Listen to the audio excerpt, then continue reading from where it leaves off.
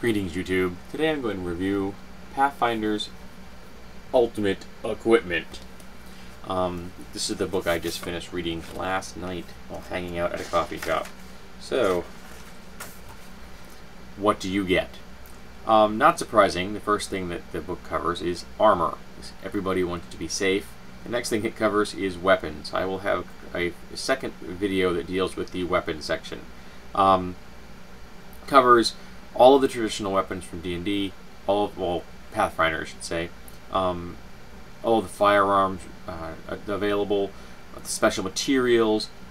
It's very well done. Many of the illustrations for the armor are very good. Some of the illustrations for the weapons are good. Some of them are very, very bad. And again, I will be having a second video that covers that.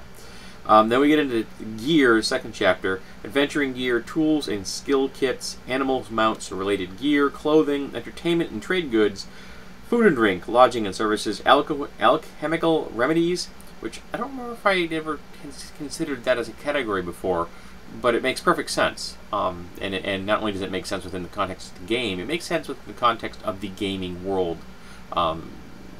You go to the alchemist to get alchemical remedies, and the phrasing I happen to find very attractive. Alchemical tools, alchemical weapons, and poisons. Next we have the section which starts dealing with the non-mundane items. So this is magic items, and we start out again with armor, special abilities, specific armors and shields, weapon special abilities, specific weapons.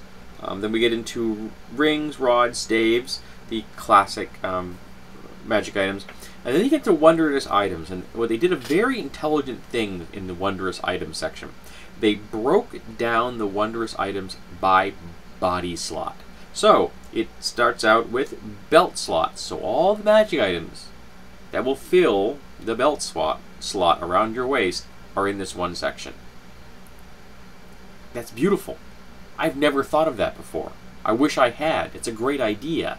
Then, of course, it covers all the different body slots that Pathfinder has. Pathfinder has more body slots than 3.5, which is, fine. And the last section being slotless wondrous items, and these are the things that don't fit into any other category, that aren't tied to a particular, body part. Some of the stranger things, like, the Cube of Force, for example. That's just an item you hold in your hand and you use.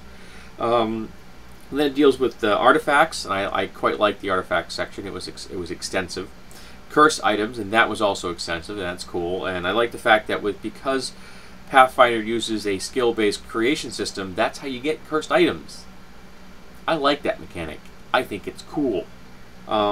They also deal with intelligent items, and they give not only the rules how to create intelligent items, but they give a nice selection of examples of what intelligent items might be, their motivations, how they will and will not function, that kind of thing.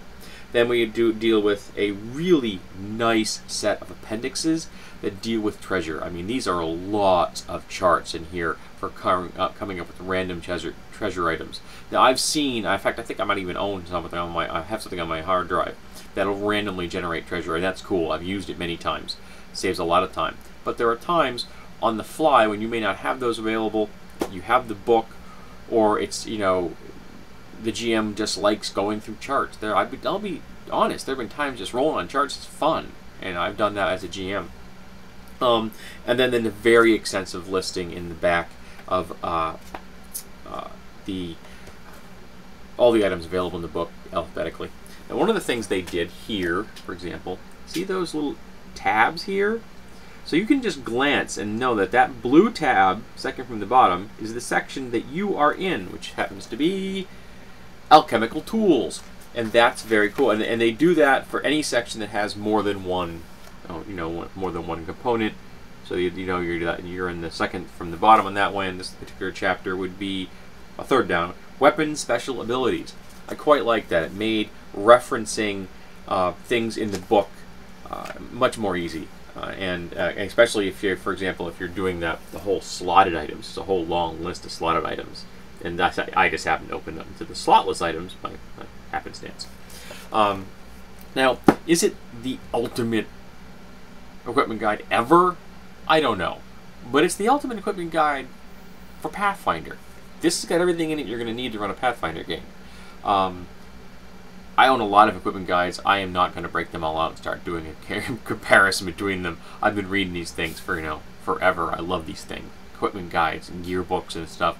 I own them for systems that I don't even have, that I've never read, just because they're cool.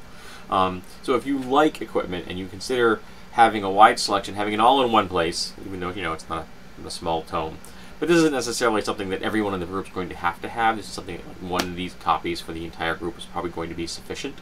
And it can be at the GM's house, or the host's house, so it doesn't have to move around a lot. And a lot of the illustrations in here are quite good. Some of them are not. And I will be doing a follow-up video to explain why I consider them not to be good. Sorry about the camera shaking right there. I was just drumming my fingers, and I probably shouldn't have been.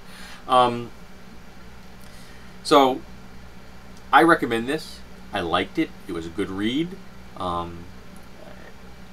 And it made me somewhat nostalgic because, covering some of the old classic items that I used all the way since, first edition, like the +3 Frost brand. I love the +3 Frost brand. I can't really tell you why, but I think that's a cool sword, and I always have thought it was a cool sword.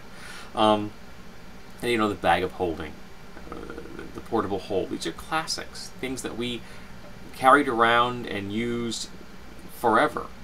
And seeing them again in a new context with much more consistent writing and some decent illustrations and well organized with a great index was quite pleasant.